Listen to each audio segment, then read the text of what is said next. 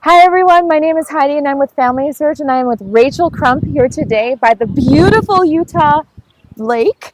And guys, it's kind of windy, but we're going to have so much fun today and we're so glad that you're joining us. Rachel, tell us what's going on today. Why are we here? We're here at the Crump family reunion. So for the last 30 years, in one format or another, my family has gathered to honor our Crump lines and that side of our family and just to gather and be together. So I feel like I'm one of those super blessed people because my cousins, my aunts and uncles, we actually all really like each other and we like being together. And we get together every year and do some of the things that we've always done. We play some games, we eat some treats that my grandpa loved, but we also just get a chance to come and talk and tell a little bit about our family story and be together a couple of times a year, which honors the memory of my grandparents, who as their family got bigger and bigger and we all aged, it was hard to continue to get together as a family. But it was super important to him that we continued to gather. And so this is our twice a year gathering that we come together as an extended family and share those memories and reflect on their lives and just have a little fun. Thank you so much for letting us be a part of this. It's my pleasure. 30 Welcome. years, that's such a long time. It has been a long time. It was camping trips for many years. And now we just have a one-day gathering, and I can see half of the kids all sneaking off to the swimming pool over on the side here. So our audience will be small, but all my prizes for my game are going to be grown-up prizes. I love it, and we have such a great surprise for you because Rachel has allowed us to be a part, not just a part of her reunion, but to also be a part of the games that are going to make this day so much fun. So we're going to head over, we're going to walk over to the pavilion right now, and as you're joining us, please let us know where you're watching from, and also, what are some of the family traditions that you have? It might not be like this all-out 30-year legacy of family reunions. Some of us maybe are really prone to make that recipe that Grandma gave us. All of us have different traditions, whether they're simple or they're more complex. Let's take a walk over to the pavilion and let's spend some more time with the Crump family. So, who is here today? So we have the descendants of Don and Joyce Crump. That's my grandma and grandpa. And you've got this big picture with it, and we're so excited to see. So, but they had 4 children, so they had 3 sons. My dad's the oldest, and my Uncle Mark is the youngest, and then 1 daughter. My Aunt Diane is away right now, so her family is not here, but 3 of the 4 sons are here, or 3 of the 4 kids are here, and wow, and cousins, and we number in the 100, over 100 now in total. But we've got a good number of us here today. So we're gonna come in, and everybody's just finishing up lunch. Yeah, and the lunch was delicious. So here we go. Thank you so much. We're gonna spend some time with them. All right. Is everybody ready? Yeah! If you want to come forward so you can hear me, if you can't hear me where you're at. What did you just say? Nate's in the front row. That's right.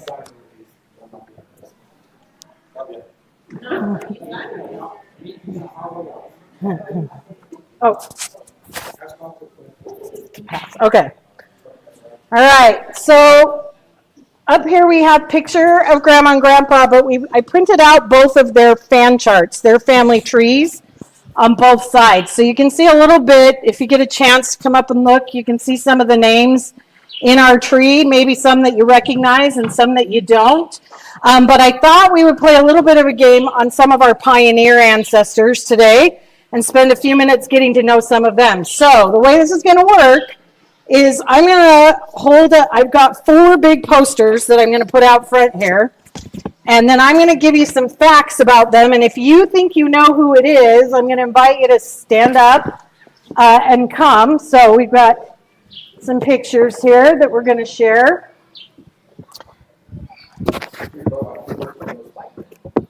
I think we should have a vote who looks like who the most. Oh, so they want to have a vote about who looks like who and what family traits are carrying on.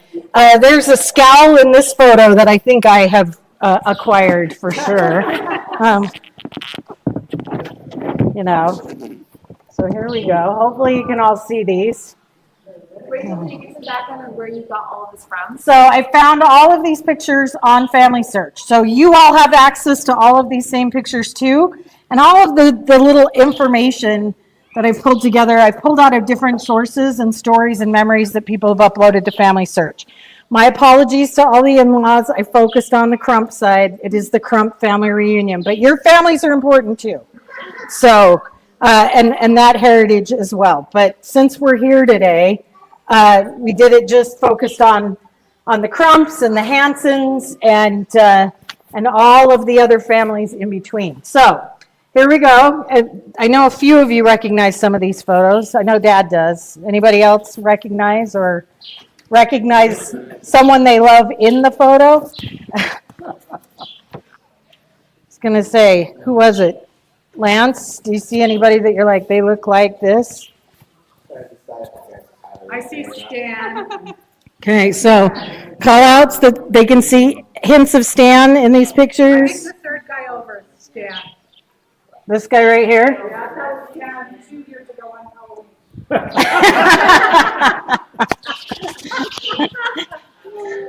Okay, so I'm gonna read a fact or two, and I'm gonna ask, and there are prizes for participation here, folks. So don't be shy.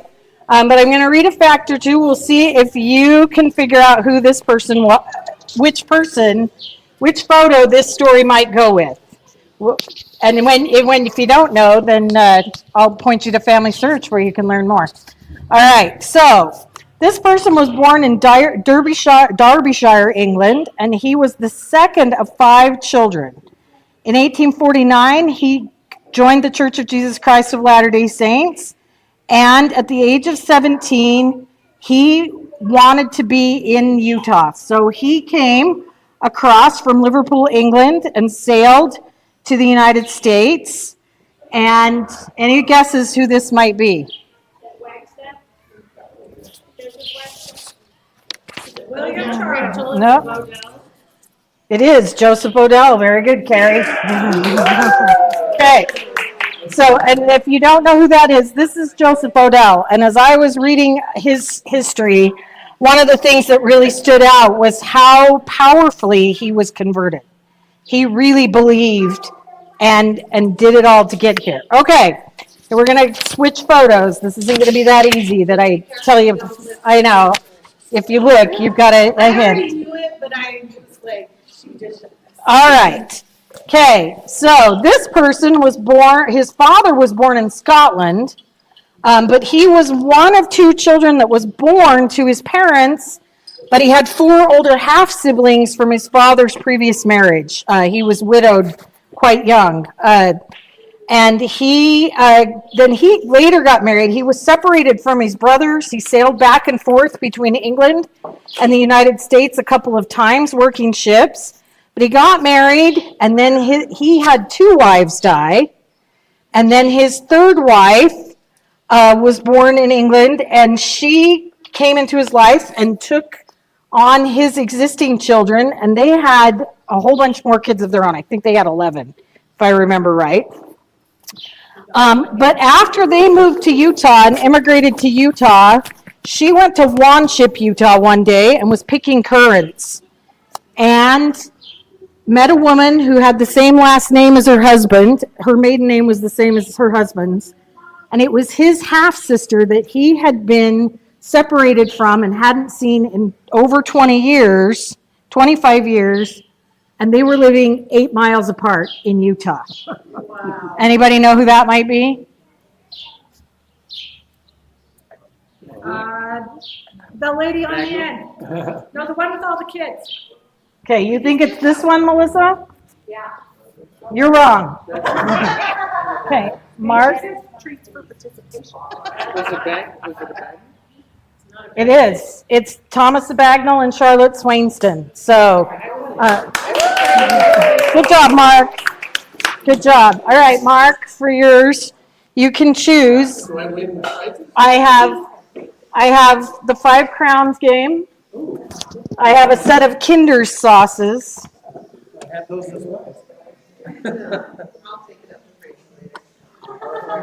Don't worry, Carrie. I have one for you too. So which one is the Bodega? This is John Bagnall Look at and his. Charlotte Swainston. All right, so his eyes, man. Yes. I'll do the 5 crowns. All right. Thank you. Thank you. All right. Okay.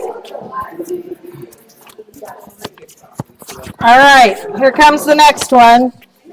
Who's paying attention? Okay. All right. This relative, this ancestor was born in Pickering, Canada.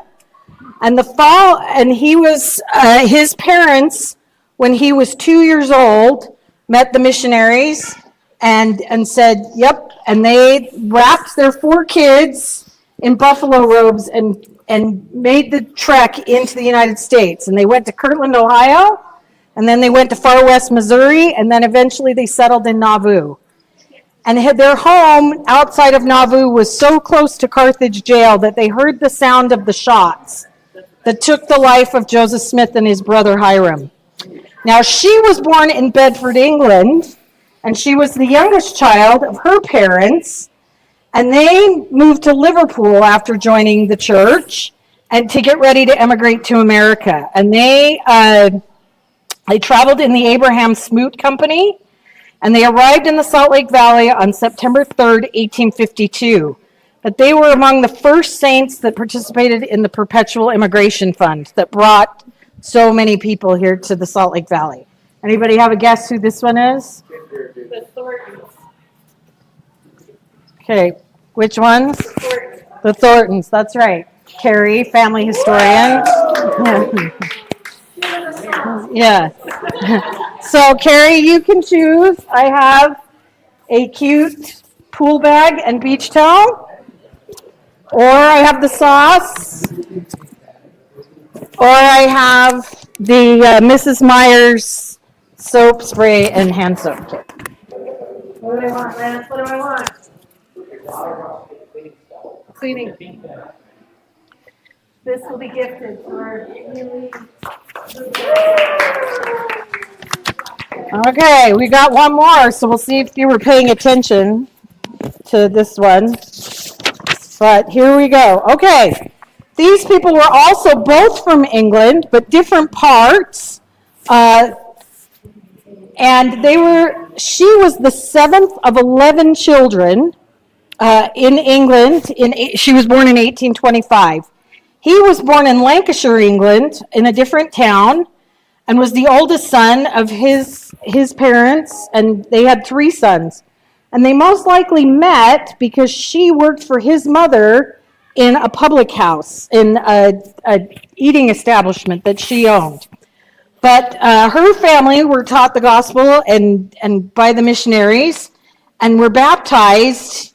And his family was really angry that he wanted to go and follow after it and tried to kind of keep their kids away from it. But they ended up emigrating to Utah. When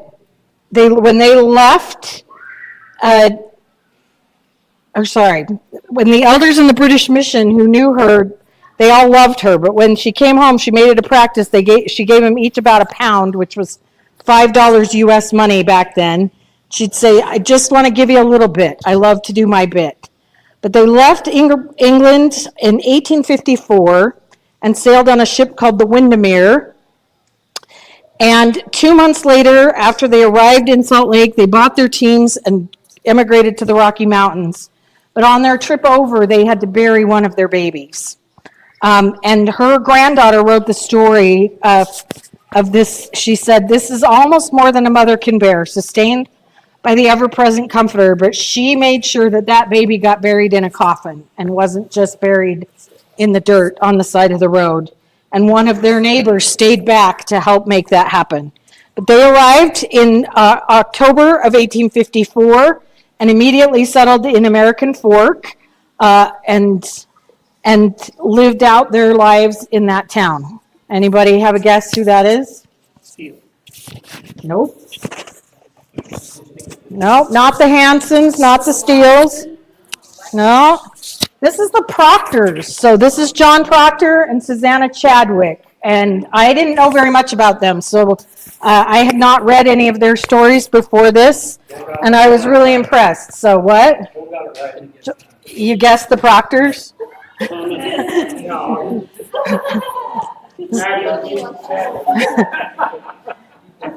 Susanna Chadwick. You want the Yeah, Susanna Chadwick and Thomas Proctor.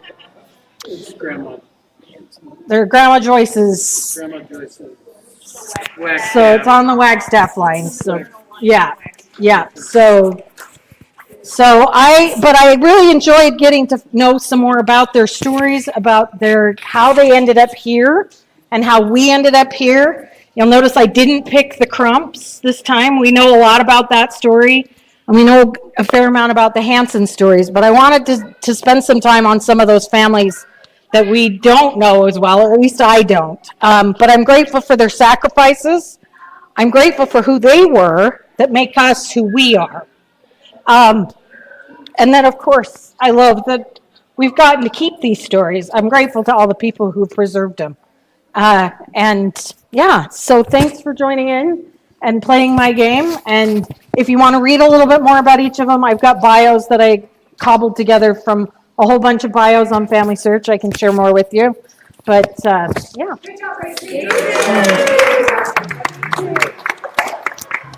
Rachel, thank you so much for letting us be a part of your awesome family reunion. Thank you, Crump family. Woo! We wanted to just ask Lily, right, to come up here and just share with us maybe a little bit about just how you felt learning about your family. Come on over. Yeah. Just something simple. Thank you. Yeah.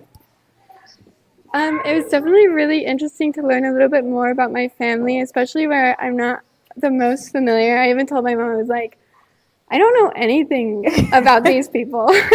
And so I think it was definitely fun to learn and fun to see like all the pictures too.